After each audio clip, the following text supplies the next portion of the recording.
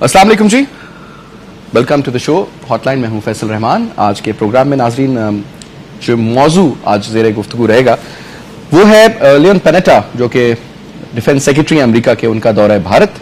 बड़ा क्रूशल, बड़ी अहमियत का हामिल, और खास करके कहा जा रहा है कि पाकिस्तान को काफी तशवीश रही इस दौरे से, और इसमें मिलिट्री के हवाले से, स्ट्रेटेजिक गुफ्तगू के हवाले से, काफी सारी दीगर इंडिया के किरदार जो कि एशिया में, एशियन पैसिफिक रीजन में भी, और इसके अलावा अफगानिस्तान के हवाले से भी बहुत ज्यादा जेर बहस रहा। काफी हाइप्स के साथ मुलाकात हुई, और उसके बाद हमने ये भी देखा कि assistant secretary of state America के पाकिस्तान के दौरे पर आए पीटर लेवॉय, और उनके साथ कुछ तो मुलाकातें हुई हमारे हाइप्स की, लेकिन शायद चीफ ऑफ आर्मी स्टाफ ने उनसे मिलने से इनकार किया या डिले किया।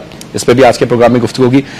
इंडिया का बढ़ता हुआ किरदार अब क्या होगा इस रीजन में, अफगानिस्तान के तनाजुर में भी, और एशिया एज अ होल, चीन के अगेंस्ट उसका, क्योंकि हम एक तरफ देखते हैं कि चीन और भारत के आपस में ताल्लुकात, खास करके तिजारत के हवाले से, जो कि बहुत इंपॉर्टेंट एक फैक्टर है, बड़े हमें फर्स्ट क्लास नजर आते हैं, लेकिन दूसरी जानब अमेरिका का बढ़ता हुआ रुझान इंडिया की जानब, पाकिस्तान से टोटली एक शिफ्ट हमें नजर आ रही है टुवर्ड्स इंडिया। और फिर ये आगे माहौल किस किस्म का बनेगा। लियोन पैनेटा का जो अगला दौरा था, इसमें सिंगापुर भी शामिल था, वियतनाम भी शामिल था, तो इसका मतलब है कि फार ईस्ट में भी अमेरिका का वो एक इन्फ्लुएंस हमें आइंदा आने वाले सालों में नजर आएगा, और उसका किस किस्म का किरदार होगा, आज ये भी बात करेंगे प्रोग्राम में। मैं अपने मेहमानों का जी तारुफ कराऊं। मेरे साथ इस वक्त स्टूडियो में मौजूद है जनाब एवीएम रिटायर्ड शहजाद चौधरी साहब, डिफेंस एनालिस्ट है, farmer ambassador, and he is also columnist. बहुत बहुत शुक्रिया सर, आप प्रोग्राम में आए। राजी थोड़ी ही देर में, within a couple of minutes हमें ज्वाइन इन करेंगे lieutenant general retired Talat Masood, और मेरे ख्याल में किसी तारुफ के मुताज नहीं, is also very well known defence analyst. लेकिन let's start off review. Shahzad Chaudhry साहब, ये मुझे बताएं कि सबसे पहले how significant was this visit of Leon Panetta Pakistan के हवाले से और इंडिया के हवाले से? एक तो देखें, लियोन पैनेटा का जो विजिट था वो एशिया का विजिट था, जिसके अंदर आपने 3-4 मुल्कों का नाम लिया। उसके अंदर उन्होंने सिंगापुर और वियतनाम खास तौर पे इसलिए इम्पोर्टेंट क्योंकि चीन के साथ उसका बिल्कुल बॉर्डर है, उसके मसाइल भी हैं चीन के साथ, एक्टिव मसाइल हैं वियतनाम के, और इस वक्त तस्वर किया जाता है कि वियतनाम एक इस तरह की इम्पोर्टेंस ले रहा है, चाइना का जो इत्तेहाद उसके खिलाफ बनता जा रहा है, उसके कॉन्टेक्स्ट के अंदर उसकी एक सेंट्रल पोजीशन बनती जा रही है कि उसका रोल उस तरीके से थोड़ा सा कंसर्न चाइना को हो सकता है, उसकी अपनी पोजीशन है। उसके बाद फिर वो इंडिया गए, और इंडिया से फिर अफगानिस्तान गए, और इंडिया में जो उनका स्टेटमेंट था पाकिस्तान के बारे में, जब ये काबुल और दिल्ली में जो उनकी स्टेटमेंट्स आई हैं, और ख़ास तौर पे दिल्ली में बैठ के जो उन्होंने स्टेटमेंट दी पाकिस्तान के बारे में, आम तौर पे, अमूमी तौर पे ये एक ऐसी ट्रेडिशन है कि किसी तीसरे मुल्क के बारे में किसी और मुल्क में कैपिटल में बैठ के बात नहीं की जाती। अगर आपने पाकिस्तान से शिकायत है, पाकिस्तान के बारे में बात करनी है, तो फिर आप बेहतर है कि वाशिंगटन में जाके करें, बजाय इसके कि आप दिल्ली को चूज करेंगे, वहां पे उसके प्लेटफॉर्म से। इसलिए माजी में भी हुआ, आप देखें, not only Leon Panetta but the secretary of state Hillary Clinton ने भी जब भी स्टेटमेंट दी, इंडिया के विजिट पे दी, तो इसलिए वो जाहिर है कि एक प्रेशर पाकिस्तान पे बढ़ाने का एक तरीका है उनका, पाकिस्तान से अपनी अनॉयंस शो करने का तरीका है। फिर खासतौर पे काबुल में भी जाके उन्होंने कुछ ऐसी स्टेटमेंट्स दी जिससे कि माहौल पाकिस्तान और अमेरिका का मुझे बेहतर होता हुआ नजर नहीं आता। और पाकिस्तान और अमेरिका के दरमियान में देखिए ऑलरेडी इतनी मुश्किलात चल रही थी। शकील अफरीदी का जिक्र किया आपने, उससे पहले जो हमारी ये नेटो सप्लाईज का रुका हुआ है, जो अब तक रुका हुआ है, उसको हम रिज्यूम करने की कोशिश कर रहे थे, इस तरीके से कि ये दोनों ममालिक खासतौर पर अफगानिस्तान की एंड गेम के कॉन्टेक्स्ट में एक कोऑर्डिनेटेड एफर्ट लेकर सामने आए। पाकिस्तान का रोल बहुत इंपॉर्टेंट बनता है, इसलिए नहीं कि अफगानिस्तान में पाकिस्तान इंपॉर्टेंस चाहता है या अपना रोल ज्यादा बेहतर चाहता है, इसलिए कि पाकिस्तान का एक कलीदी रोल है अफगानिस्तान से अमेरिका के विड्रॉल के अंदर, और वो उस कॉन्टेक्स्ट में इनका पाकिस्तान का उनके साथ मिलकर चलना, और अमेरिका के लिए भी पाकिस्तान का मिलकर चलना जरूरी था। लेकिन ये जो स्टेटमेंट्स आई हैं, चाहे वो secretary of state Hillary Clinton ने एक प्रेशर के कॉन्टेक्स्ट में दी, या सेक्रेटरी ऑफ डिफेंस ने अभी पैनेटा ने दिल्ली से या काबुल से दी, तो वो लगता है कि उससे जो हॉस्टिलिटीज हैं, हॉस्टिलिटी जरा ज्यादा सख्त हो जाएगा, लेकिन जो थोड़ा सा एक एक्रिमनी आ गई है वो ज्यादा सख्त हो गई है पाकिस्तान और अमेरिका के दरमियान में। और मुझे यूं लगता है कि जैसे हालात बेहतर होने की बजाय पेचीदा होगा। जनरल साहब, first of all welcome to the show जी। जनरल साहब, बात हो रही है आज के प्रोग्राम में लियोन पैनेटा के दौरे भारत के हवाले से, और फिर इस तनाजुर में पूरा Asia Pacific region, Pakistan, Afghanistan and specially China and again far east के भी उसमें बात करेंगे। उस तनाजुर में कुछ बयानात से ये लगता है कि अब अमेरिका पाकिस्तान से अपनी जो एक स्ट्रेटेजिक अलायंस था सो कॉल्ड, उससे बहुत हद तक विड्रॉ कर गया है, और उसको भी नजर आ रहा है क्योंकि वो कहते हैं कि अब क्योंकि पाकिस्तान कॉपरेशन नहीं कर रहा, और एक तरफ हम कहते थे जी पाकिस्तान तो वो एक बात कहते हैं, हम उनकी 10 बातें मानते हैं, लेकिन अब आज का जनरल कियानी का I'm not sure कि whether it was an absolute refusal to meet the Assistant Secretary of Defense USA के जो दौरे पे आए हैं, या फिर वो बाय डिजाइन था या फौज का प्रेशर था, आप तो बेहतर समझा सकेंगे। थोड़ा सा इस तनाजुर में बात करें, और फिर किरदार जो कि अब अमेरिका देना चाह रहा है भारत को इस रीजन में, उसमें चीन का तनाजुर क्या होगा? जी मेरे ख्याल में देखिए, एक तो ये है कि इसमें कोई शक नहीं कि उन्होंने वहाँ जाकर बयानात तो सख्त दिए, जिसकी वजह से पाकिस्तान और अमेरिका के जो ताल्लुकात थे उनमें कशीदगी और बढ़ गई। लेकिन होता ये है कि जब इस किस्म के डेलीगेशंस जाते हैं तो जो खित्ते का मामलात होते हैं उसके ऊपर बात होती है, और इसमें कोई शक नहीं कि पाकिस्तान के ऊपर वो दबाव डालना चाहते हैं, और एक ख़ास कलीदी रोल जो है इंडिया को वो देना चाहते हैं। और वो इस अफ़गानिस्तान में भी बार बार वो ये कह रहे हैं कि आप अपना जो किरदार है उसको बढ़ाएं, और हम ये चाहते हैं कि अमेरिका और इंडिया जो है वो आपस में बहुत ताउन करें, एक स्ट्रेटजिक पार्टनरशिप को बढ़ाएं। न सिर्फ ये कि वो असलहा हमसे ख़रीदें, बल्कि असलहा की पैदावार में भी हमें शामिल हों, टेक्नोलॉजी में भी शामिल हों, और हर लिहाज से आपको पता है उनके इतने मुआहदे हुए हैं, इंडो यूएस स्ट्रेटजिक डील भी है। और जैसे आपने कहा कि चीन के ख़िलाफ़ भी एक तरीक़े से रीजनल एक अगर पावर वो समझते हैं जो कि चैलेंज कर सकता है एट द रीजनल लेवल, तो वो इंडिया है। और वो इसी तरीके से अपनी जो शिफ्ट है वो अटलांटिक से पैसिफिक भी हो रही है, जैसे कि आपको इसका इल्म है कि पहले तो ये था कि कोल्ड वॉर की वजह से दूसरी तरफ ध्यान था, यूरोप में फोकस था सारा सोवियत यूनियन और रशिया की तरफ था। अब रशिया और तो कोई उनका वो नहीं हरीफ है, तो इस वजह से अब चाइना के ख़िलाफ़ चूँकि उनकी नज़रें हैं, उनका ख्याल है कि चाइना एक इक़्तिसादी लिहाज से बहुत बढ़ रहा है, और बहुत मुमकिन है कि अपनी अस्करी भी क़ुव्वत जो है वो बढ़ाता चला जाए, और दूसरे ममालिक जितने भी हैं, चाहे वो वियतनाम हो, जापान हो, साउथ कोरिया हो, ऑस्ट्रेलिया हो और इंडिया हो, इन सब से ताल्लुक़ात अपने जो हैं वो बढ़ाता चला जा रहा है। तो हमें इस कॉन्टेक्स्ट में देखना चाहिए कि किस तरीके से अमेरिका की पॉलिसी जो है वो तब्दील या एक शिफ्ट एक सिमत में जा रही है, जो कि जिसकी तवक्को थी, इसलिए कि आपको पता है कि इसके बावजूद कि चीन में और अमेरिका में इक़्तिसादी ताउन बहुत है और एक दूसरे के ऊपर एक इन्हिसार भी है, और एक तरीक़े से जैसे मैं बार बार कहता हूँ कि एक तो न्यूक्लियर डेटरेंस होता है, एक इक़्तिसादी डेटरेंस भी होता है कि एक दूसरे पर इतना इंटरडिपेंडेंस हो जाए कि आप फिर उनसे एक तरीक़े से जंग नहीं कर सकते, और आप सिर्फ कंपटीशन कर सकते हैं। और एक राइवल तो हैं, लेकिन राइवल की भी हुदूद होती हैं। तो आपने देखा कि अब अगर चाइना की जो इक़्तिसादी तरक्की थी उसमें कुछ कमी हो गई है या स्लो हो गई है, तो उसके जो मुज़िर असरात हैं वो अमेरिका पे भी पड़ रहे हैं। सर यहाँ पे एक ब्रेक लेता हूँ, ब्रेक के बाद वापस आएंगे, और खास करके बराक ओबामा की जो स्टेटमेंट थी जिसको Chinese state media Xinhua news agency ने उस पर क्या तबसरा किया, उस पर बात करेंगे। एक ब्रेक लेते हैं, वापस आते हैं।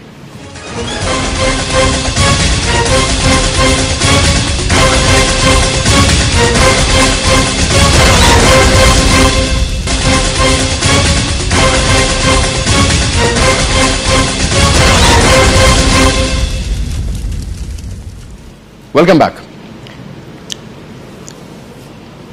एवं साहब, एक मुझे चीज समझाएं, मैं अभी ब्रेक में एक चीज के एक क्वेश्चन था मैंने जो नोट किया था, और मैं चाहूंगा कि उसकी डिटेल में हम जाएं, क्योंकि it is not only about Pakistan और maybe Afghanistan, but rather उसको लार्जर कॉन्टेक्स्ट में देखते हैं तो इंडिया, चाइना, जिस तरह के जनरल साहब ने भी फरमाया कि जापान, ताइवान की आपने बात की, आपने वियतनाम, ऑल दोज इकोनॉमीज और ऑल दोज इन्फ्लुएंसेस जो कि अगेंस्ट चाइना इस्तेमाल हो सकते हैं at some stage. Plus sir ये सबसे इंपॉर्टेंट ट्रेड रूट है अगर देखा जाए, चीन जो काम कर रहा है, तजारत कर रहा है, तो वो यहीं से सर, चाहे उसने अफ्रीका जाना है, यूरोप जाना है, चाहे उसने मिडिल ईस्ट में जाना है, तो दिस इज द दो चीजें सर यहाँ पर, और खास करके फिर ऑयल रूट के सप्लाई के बाद सर कि ये जो एक हम अगर इसको ये सवाल मैं आपसे करूँ कि एशिया पैसिफिक रीजन जो है ये इंडिया के लिए स्ट्रेटेजिकली कितनी अहमियत का हामिल है, अमेरिका के लिए और चीन के लिए, सेपरेटली सर मुझे देखिए, एक तो इंडिया के लिए तो इंडियन ओशन इंपॉर्टेंट है, कि domination within the oceans, bay of Bengal हो गया, अरेबियन सी हो गया, ये इंडियन ओशन के हिस्से हैं। तो यहां पर उनकी डोमिनेशन या वो इस पे अपने आप को देखते हैं। देखिए, दूसरा वो चाहते हैं कि मलाका तक जो है ना, काफी सारे बीच में आइलैंड्स भी आते हैं, फिर उसके बाद मलाका की अपनी स्ट्रेट आती है, इसमें चाइना का भी बड़ा इंटरेस्ट, वहां तक जी उनका भी इंटरेस्ट है। अच्छा, सिमिलरली म्यांमार के कुछ ऐसे वो हैं आइलैंड्स हैं, बांग्लादेश के आइलैंड्स हैं, जहां पर के चाइनीज का इन्फ्लुएंस म्यांमार और बांग्लादेश के अंदर बहुत ज्यादा है। तो इंडिया को ये फिक्र है, इंडिया असल में रिएक्ट कर रहा है, जिसको कहते हैं ना कि पर्ल्स का एक चेन बनाया हुआ है, श्रीलंका, म्यांमार, बांग्लादेश के कुछ आइलैंड्स, और इस तरीके से उसको पूरा सर्कमवेंट कर रहा है चाइना की प्रेजेंस जो है वहां पे। अच्छा, तो उसकी वजह से वो परेशान होते हैं कि ये शायद चाइना जो ऑयल रूट की भी बात करते थे किसी जमाने में कि यहाँ से तेल की पाइपलाइन, ऑयल तो अरेबियन सी से निकलता है, यहाँ से उनका रास्ता जाता है, and then of course it must go to China. China को जाने के लिए it must go through the Indian Ocean into the Malacca straits and then into the South Pacific and into China. अब चाइना के अंदर 2-3 मसाइल वहां पे साउथ पैसिफिक में खड़े हो गए उनके लिए। एक तो आइलैंड्स का वहां पे मसला है, स्प्रैटे आइलैंड्स का गालिबन, जो जापान और उनके दरमियान में है, और उसके बाद फिर साउथ चाइना में वियतनाम के कुछ आइलैंड्स हैं और चाइना के उनकी ओनरशिप का ऑस्ट्रेलिया ने जो अपना आइलैंड दिया डिफेंस पर्पस के लिए, आपको याद होगा, तो इस किस्म की वहां पे ऐसा एक जियोपॉलिटिकल एनवायरनमेंट क्रिएट हो रही है जहां पर के जो जिसे कहते हैं ना कि ट्रिगर पॉइंट्स डेवलप इस तरीके से हो रहे हैं जो वजह देते हैं अमेरिका को वहां पे अपनी मौजूदगी की, और एक तरह से उस प्रेजेंस ताइवान के अलावा, जापान के अलावा इस किस्म की प्रेजेंस क्रिएट हो जाए वहां पे, वियतनाम के अंदर गालिबन हो सकती है, जैसे मिडिल ईस्ट में कि जिस तरीके से कि वो उसको घेर के एक तरह से रख लें। लेकिन ये देखिए, ये उनकी जो प्रेजेंस है पैसिफिक के अंदर, वो कहते हैं कि अगली सदी पैसिफिक की होगी, और इस वजह से होगी क्योंकि वो समझते हैं कि यहां पर सबसे ज्यादा एक तरह से कंटेस्ट की जाएगी स्पेस फॉर डोमिनेंस। तो वो अमेरिका के लिए वो जरूरी है। जहां तक आपने इंडिया का कहा, इंडिया गालिबन अपने आप को इंडियन ओशन के अंदर देखता है ज्यादा इंपॉर्टेंस के तौर पे, और चीन दोनों जगह पे कंटेस्ट करेगा, क्योंकि चीन की जो सप्लाई लाइंस हैं फ्यूल की और एनर्जी की, वो रास्ता यहां से निकलता है और यहां से होके उनके वहां वापस जाता है। इसलिए देखिए, गवादर की जो प्रेजेंस है वो उसके ऊपर भी कुछ लोगों के आते हैं कि चीन को जब उसने डेवलप किया, चीन ने हम्बन टोटा श्रीलंका के अंदर चीन ने डेवलप किया, तो ये इस तरह की 2-3 पोर्ट सिस्टिकेट डेवलप होगी जो कि चाइना की मौजूदगी वहां पे उनको नजर आता है कि उनके लिए थोड़ा मुश्किल का बायस बनेगी। तो इस कॉन्टेक्स्ट में जब पनाटा ये कहता है या अमेरिका की ये पॉलिसी तब्दील होती है कि वो अपना अब ज्यादा बोझ जो है अपनी फोर्सेस का वो पैसिफिक में लेके जाएंगे, एशिया पैसिफिक रीजन उनके लिए ज्यादा इंपॉर्टेंट होगा, 2016 तक वहां पे ज्यादा फोर्सेस होंगी as compared to rest of Asia. तो ये आपको एक जिसे कहते हैं कि पिवट उन्होंने क्रिएट किया into the South Pacific ocean. और यहाँ पे जो है इनका एशिया के अंदर वही करेंगे, हम छोड़ेंगे नहीं, लेकिन यहाँ पे मिक्स ऑफ फोर्सेज रखेंगे जो कि किसी भी इमरजेंसी को हैंडल करने के लिए उसको मिक्स को लेकर। How do you see this? The same question to you. देखिए, बात दरअसल ये है कि इस वक्त चीन के जो हैं काफ़ी इख्तिलाफात हैं ये आइलैंड्स के बारे में, कई ममालिक से, वियतनाम से भी हैं, साउथ कोरिया से भी हैं, फिलीपीन से भी हैं, इंडोनेशिया से भी हैं, जापान से भी हैं। तो और ये तमाम ममालिक ऐसे हैं जो खौफजदा हैं एक तरीके से कि अगर वाकई में चीन चाहे तो इनके ऊपर दबाव डालकर ये जो आइलैंड्स हैं, जो कहा जाता है कि इनमें काफ़ी ज़ख़ीरे हैं ऑयल के और ये बड़े अहम है इस लिहाज से, रिसोर्स वाइज ये बहुत अहम है ये। और फिर दूसरी बात यह है कि एक सॉवरेनिटी का भी मामला है कि कई बरसों से वो सॉवरेनिटी चैलेंज हुई भी है। तो इसलिए ये चाहते हैं कि अगर हमारी अमेरिका से ताल्लुक़ात अच्छे हों और नज़दीक हम अमेरिका के नज़दीक हो जाएं, तो एक सुपर पावर जो अगर हमें प्रोटेक्शन दे तो शायद चीन एक तरीके से थोड़ा बैकफुट पे रहेगा और मोहतात रहेगा। तो ये एक पॉलिसी का जिसे कहते हैं ना कि टू काउंटरवेल अमेरिका, टू काउंटरवेल चाइना, आप अमेरिका से दोस्ती करें, समथिंग सिमिलर टू हमने जिस तरीके से इंडिया के लिए एक वक्त सेंटो और सीटो और ये तमाम पैक्ट्स और इवन 9/11 के बाद वो किया। लेकिन मेरा यह ख्याल है कि इसके बावजूद चीन जो है वो बड़ी समझदारी से मामलात को सुलझाना चाहता है। आपने देखा कि उसका जो रिएक्शन हुआ है इन तमाम अमेरिका की इस शिफ्ट के ऊपर, वो बड़ा ही मैच्योर और मुदब्बराना तरीक़े से उन्होंने इसको हैंडल किया है। उन्होंने कोई नर्वसनेस नहीं शो की, कोई रिएक्शन इस तरीके से नहीं शो किया, लेकिन उनको इसका इल्म है कि अमेरिका जो है इस तरीके से उनके ऊपर दबाव डाल रहा है। ठीक, एक ब्रेक लेते हैं जी, ब्रेक के बाद वापस आते हैं। पाकिस्तान के हवाले से मैं पूछना चाहूंगा अपने मेहमानों से कि अब पाकिस्तान का रोल क्या होगा? एक तरफ तो हमें बड़ा नजर आ रहा है क्लियरली कि अमेरिका से एक ड्रिफ्ट, बड़ा क्लियर कट एक विजिबल ड्रिफ्ट हमें नजर आ रहा है, लेकिन अब आइंदा अगले 5 साल, 10 साल, 15, 20 साल के दौरान पाकिस्तान की स्ट्रेटेजी होनी क्या चाहिए और खित्ते के हवाले से किस तरीके से आगे हम चलेंगे? एक ब्रेक लेते हैं, वापस आते हैं।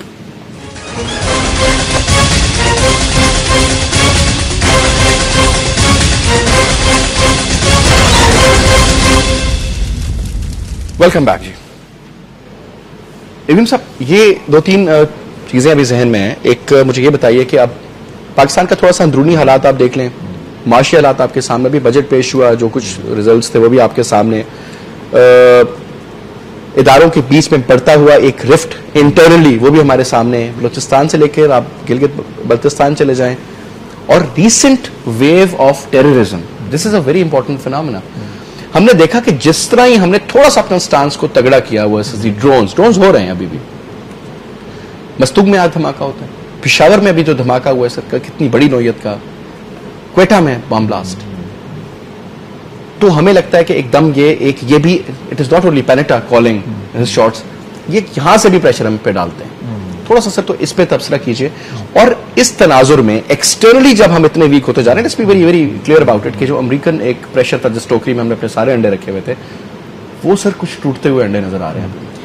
हाँ, देखिए, जहां तक तो इंटरनल टेररिज्म की वेव है जो कि कुछ अरसा पहले तक कुछ कम नजर आ रही थी, अब दोबारा जो उसका प्रेशर नजर आ रहा है।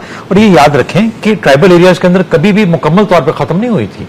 हमारे शहरों में बड़ी हद तक कुछ कम हुई, लेकिन ट्राइबल एरिया में फिर भी चलती रही। लेकिन बाहर सूरत कहा जा सकता है कि बड़ी हद तक ये सुसाइड बॉम्ब्स या आईईडीज बेस्ड बॉम्ब्स जो थे वो काफी इंसिडेंट्स कम हो गए। अच्छा, अब ये जो आ रहा है, तो देखिए, चूंकि जब ये खबर पड़ती है कि पाकिस्तान शायद अमेरिका के लिए ये नेटो सप्लाईज रिस्टोर कर दे, तो एक इंटरनल प्रेशर, जो कि जाहिर है कि तालिबान ये नहीं चाहते कि किसी तरीके से पाकिस्तान और अमेरिका के दरमियान में तल्लुकात दोबारा उस्तवार हों, तो वो करें, या उस तरह के और एलिमेंट्स किसी ना कहीं से ये एक एफर्ट की जाती है कि देखिए, आपको ये कीमत चुकानी पड़ेगी अगर आप, यानी पाकिस्तान को बावर कराया जाता है कि आपको ये कीमत चुकानी पड़ेगी अगर आप अमेरिका के साथ नेटो सप्लाईज को दोबारा से बहाल करेंगे और अपने तल्लुकात को उस्तवार करेंगे। लेकिन सबसे बड़ा जो सवाल मैं ऐसे अपने तमाम लोगों से, भाइयों से पूछना चाहता हूं कि पिछले 10.5 साल या 10 साल जब ये अमेरिका वहां पे जंग की पीक रही और जब जंग की पीक बढ़ने जा रही थी, हमने हर तरह की सप्लाईज को परमिट किया। आज जब वो जंग खत्म होने जा रही है और अमेरिका वहां से निकलना चाहता है, तो क्या आज ही हमें उनका रास्ता रोकना चाहिए, यानी वो वहां से निकल ही ना सके, या ये कि इतना मजबूर हो जाए कि वो सारा सामान वहां छोड़ के 2.5 लाख अफगानी फौज के हाथों में और वहां से फिर चला जाए, चाहे वो जहाज के रास्ते जाए या नॉर्दर्न डिस्ट्रीब्यूशन नेटवर्क के रास्ते जाए वापस। अच्छा, कहने का मतलब ये हुआ कि आपको दोनों सूरतों में आपकी मुश्किलात बढ़ती रहेंगी। हमें कोशिश ये करनी चाहिए और थोड़ा अकल से सोचना चाहिए कि अब तो वो जाने वाला है, अब तो उसका रास्ता खोलो तो ताकि उसको जाने में आसानी हो। अब तो उसको ये एहसास कराओ कि देखिए, अफगानिस्तान स्टेबल रहेगा तुम्हारे जाने के बाद। अफगानिस्तान की स्टेबिलिटी अपने तौर पर खुद एस्टैब्लिश होगी, वक्त के साथ एस्टैब्लिश होगी। ना मैं कर सकता हूं, ना अमेरिका कर सकता है, ना कोई और कर सकता है। कहने का मतलब ये हुआ कि अगर हम थोड़ी सी फहम और अकल के साथ काम लें, तो हम ये सोचें कि हम जो काम अभी करने बंद करवाना चाह रहे हैं उसमें पाकिस्तान का सरासर नुकसान है। फाइनल बात आपको कहूं, हम क्यों परेशान होते हैं अमेरिका की इस तजरबी से? बेसिक वजह यह है कि जो फाउंडेशन हुई इस मर्तबा रिलेशनशिप की, जो कि 2001 के अंदर स्टार्ट हुआ प्रॉब्लम, उसके अंदर जो रिलेशनशिप हुई उनका ताल्लुक ही मुख्तलिफ था। अमेरिका के लिए हम टैक्टिकल इंपोर्ट के मुल्क थे, टैक्टिकल इंपॉर्टेंस के मुल्क थे, उनका एक सतही लेवल के ऊपर हमसे ताल्लुक था, जबकि हमने उसको आहिस्ता आहिस्ता ये सोचा कि शायद इस दफा हमारा जो रिश्ता होगा वो ऐसा स्ट्रेटेजिक लेवल का होगा कि अब अमेरिका पाकिस्तान का दोस्त। देखिए, जहां पर दो मुल्कों की रिक्वायरमेंट, तो अक्सर क्या पाकिस्तान को, आज पाकिस्तान की फौज को, पाकिस्तान की डिप्लोमेट्स को, पाकिस्तान की डिसीजन मेकर्स को यह एहसास हो गया है कि बात तो कुछ और थी, लेकिन ये देर आए, बहुत देर आए, दुरुस्त आए, लेकिन बहुत ही देर होगी। मेरा ख्याल है कि ये इस हकीकत का एतराफ करना बहुत जरूरी है कि वाकई में ये मिसमैच था। इसका एतराफ करना जरूरी है कि डाइवोर्स होने जा रही है। अब ये संभालना है कि डाइवोर्स तो होगी, लेकिन इस तलाक को किस हद तक हम मैसी होने से बचा सकते हैं, और ये कोशिश कर सकते हैं कि ये सेपरेशन और जो तलाक होगी वो इतनी भयानक ना हो, खुदा न खास्ता, क्योंकि तलाकें हर तरह की हो सकती है ना। तो अकल के साथ और फहम के साथ इस तलाक को अगर आहिस्ता आहिस्ता ऐसा किया जाए कि अकल समझ के साथ दोनों साइड एक तरफ हो जाएं, और फिर पाकिस्तान अपने तौर पे पांव पे खुद खड़ा होना सीखे और रीजन के अंदर भी अपना रोल अदा करे, पॉजिटिव रोल अदा करे। और ये जो हमारे दिमागों में एक नेगेटिविटी है ना कि हमने शायद अपने आप का इन्फ्लुएंस एक्सटेंड करना है, हमने अफगानिस्तान, क्योंकि हमने इतनी जाने दी तो अफगानिस्तान पे हमारा कोई ना कोई कंट्रोल होना चाहिए। देखिए किसी मुल्क का डिसीजन, किसी मुल्क का, मैं आपकी तरफ वापस आता हूं। इससे मुझे जल साहब एक बात बताएं, अभी एवीएम साहब ने कहा कि एक तरफ तो सर इन्होंने तो डिवोर्स की बात की कि अब इनएविटेबल है, ये होना ही होना है, लेकिन sir now the Americans are wedding the Indians now, that should be of primary concern at the moment। नहीं, ये आप नहीं समझते कि डिवोर्स तो हमारी हो गई, लेकिन ये जो अभी वेडिंग हो रही है हमारे नेबरहुड में, ये सर लॉन्ग देखिए, मैं इसको इस तरीके से देखता हूँ कि दुनिया में जो ताल्लुकात होते हैं ममालिक के साथ, वो जीरो सम गेम नहीं होता कि आपके साथ अगर अच्छे ताल्लुकात हों तो दूसरे के साथ ख़राब ताल्लुकात होने चाहिए। कई ममालिक ऐसे हैं जो बहुत ममालिक के साथ अच्छे अच्छे ताल्लुकात रखते हैं, सभी के साथ अच्छे ताल्लुकात रखते हैं। तो हमारी भी ये कोशिश होनी चाहिए कि बजाय इसके कि हम ये सोचें कि तलाक़ अमेरिका से हो जाए और दूसरे ममालिक से बहुत अच्छी दोस्ती हो जाए, इसके बजाय हमें ये सोचना चाहिए कि किस तरीक़े से ये जो नाजुक दौर से गुज़र रहे हैं हम, जिसमें कि जैसे आपने बड़ा ठीक बयान किया कि पाकिस्तान के अंदरूनी हालात इतने कशीदा हैं और ख़राब हैं, जिसकी एक बहुत बड़ी वजह ये है। तो हमें ये कोशिश करनी चाहिए कि इस वक्त ख़ास तौर से हमारे ताल्लुकात जो हैं वो बैरूनी ममालिक से बहुत अच्छे होने चाहिए। और अगर अमेरिका से इस वक्त ताल्लुकात ख़राब हैं तो कोशिश ये होनी चाहिए कि किस तरीके से उनको बेहतर किया जाए। और जिस तरीके से शहजाद चौधरी साहब ने कहा, मैं इनसे पूरी तौर से इत्तेफाक करता हूँ, बल्कि मैं ये आर्गूमेंट कई महीनों से दे रहा हूँ मुसलसल कि जब हम 9/11 में और जब वो जंग कर रहे थे उस वक्त तो हम पूरी तौर से लॉजिस्टिक सप्लाई लाइन खोले हुए थे, और अब जब वो इनक़ला कर रहे हैं तो इस वक्त। और दूसरी बात यह है कि एक इक़्तिसादी लिहाज से भी हमें नुकसान होगा। आपने देखा कि शुमाली जो रास्ता है उसकी एक ऐसी लॉबी बन रही है कि वो कहते हैं कि आप पाकिस्तान से आप शुरू ही ना करें, वो ममालिक कहते हैं कि अब हमारे रास्ता इस्तेमाल करते रहें। खैर वो एक अपनी जगह पर है और पाकिस्तान को सोच समझ कर इसके बारे में बयान भी आए, उन्होंने कहा ठीक है। जी हाँ, लेकिन देखिए इसमें हमें ये सोचना चाहिए कि हमें अपने जो ताल्लुकात हैं वो चीन से तो खैर हमारे बहुत अच्छे हैं, लेकिन चीन से भी ताल्लुकात बेहतर होते हैं जब उसको पता होता है कि पाकिस्तान जो है अंदरूनी लिहाज से भी मुस्तहकम है और दूसरे ममालिक से उसको मिलता है या नहीं मिलता। देखिए, अगर दूसरे ममालिक पाकिस्तान की इज्जत करें और उसके ताल्लुकात उससे अच्छे हों तो वो दूसरा मुल्क भी उसकी वजह से मुतासिर होता है और एक किस्म का रीइंफोर्सिंग साइकिल हो जाता है, एक वर्चुअस साइकिल में हम पड़ जाते हैं। अभी तो ये है कि अगर फ़र्ज़ कीजिए हमारे ताल्लुकात तमाम ममालिक से ख़राब हो जाएं और सिर्फ हम चीन के साथ उनकी गोद में जाके पड़ जाएं, तो फिर चीन कहेगा कि वो तो मतलब ये कि हम सिर्फ उस पर इन्हिसार है। तो मैं कहता हूँ कि चीन तो बहुत अच्छा दोस्त है, हमारा स्ट्रेटेजिक एलाई है, लेकिन इसका मतलब ये नहीं है कि वो हर चीज़ का वो हल है। और तो इसलिए हमें, और ख़ास तौर से जैसे बात अभी हो रही थी कि अफ़गानिस्तान में इस वक्त जो है अमेरिका का और नेटो के ममालिक का, जर्मनी वगैरह का बड़ा ज़बरदस्त रोल है और रहेगा। और आप ये ना समझें कि अगर वो वहाँ से इनक़ला कर रहे हैं तो वो खित्ते को छोड़ कर चले जाएंगे, उनकी दिलचस्पी यहाँ रहेगी, यहाँ रिसोर्सेज हैं और उन्होंने काफ़ी इन्वेस्ट यहाँ किया हुआ है। और हम ये ना समझें कि वही हालात पैदा होंगे जो कि तालिबान पूरे एक किस्म का हावी हो जाएंगे हर जगह। दूसरी चीज़ जिसका आपने एक सवाल पहले किया था, मैं समझता हूँ कि हमें बड़ी तशवीश होनी चाहिए कि पाकिस्तान में जो तहरीक तालिबान पाकिस्तान है वो फिर ज़ोर पकड़ रही है। और आपने देखा कि जिस तरीके से आज की खबर थी कि तीरा वैली में किस तरीके से वो अफ़गानिस्तान की पनाहगाहों से फ़ायदा उठाकर वहाँ एक तरीके से तमाम दूसरे जितने भी ट्राइब्स पाकिस्तान की हुकूमत के हामी हैं उनका मुकाबला करके उनको नीस्त व नाबूद कर रहे हैं और उनका मुकाबला कर रहे हैं। तो हमें एक तरीके से इंटरनेशनल बैनुल अक़वामी सतह पर भी हमें हिमायत चाहिए।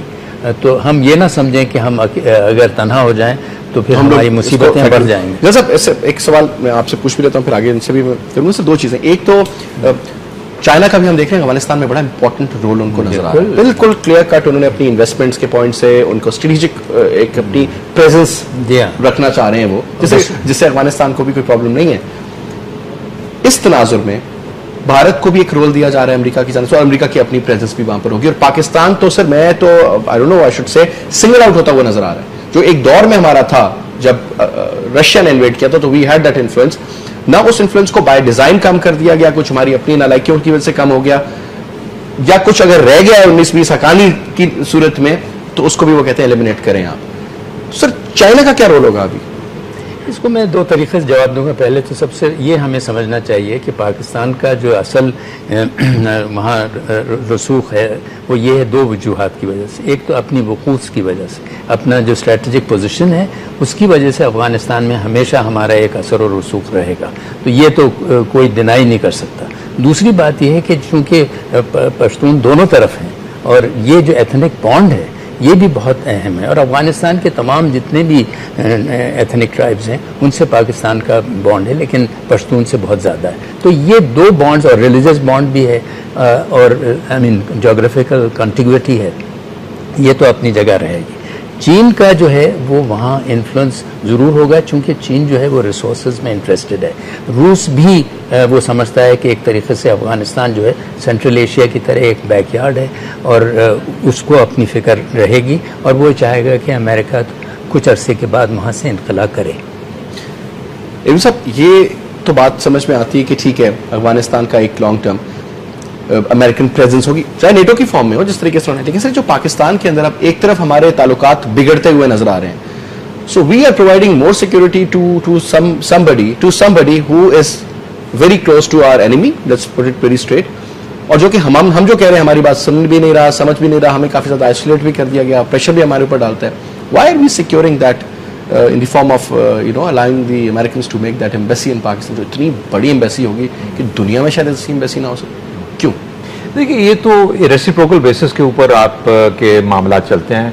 नंबर ऑफ डिप्लोमेट्स जो आप रखना चाहते हैं, अगर आप अफोर्ड कर सकते हैं तो आप उतने रखते हैं। तो जब इतने ताल्लुकात कम हो रहे हैं तो सर फिर ये चीज एक्सपेंड की जाए। देखिए, ये चीजें ऐसी हैं जो कि डेफिनेटली कॉन्ट्राडिक्टरी हैं। ये आप ये समझिए कि कौंसल जनरल का जब ये एम्बेसी कराची में बनी थी, जब दारुल खिलाफा उधर था, अमेरिका की एम्बेसी वहां बनाई गई, तो बहुत इंतहा बड़ी एम्बेसी बनी कराची के अंदर।